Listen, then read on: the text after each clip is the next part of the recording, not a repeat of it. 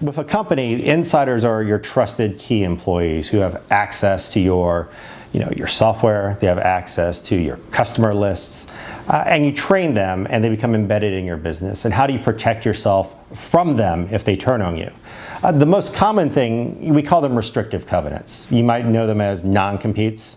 And generally speaking, that is, this employee, while he's working for me, is not going to compete with me in my own business. It's kind of a no-brainer. And then for some period of time afterwards, he's also not going to compete with me in my business. Now, there are limitations on that.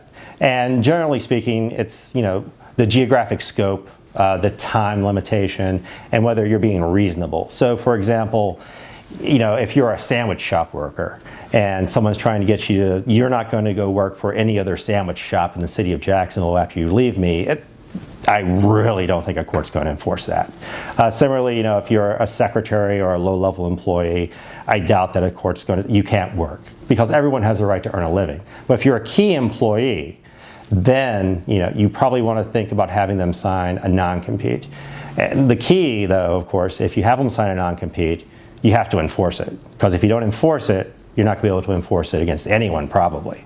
So it's protect it, use it or lose it.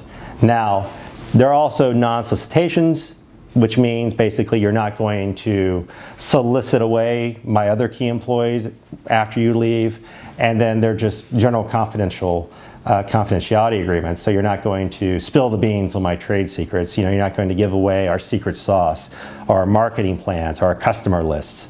So those are important things as well. And then just general good security. Limit the type of peripheral devices that employees can attach to their computers. Limit access to files to people who actually need to have access to that file. So, there are things you can do to reduce your risk. And then you just need to be vigilant in case someone actually betrays your trust.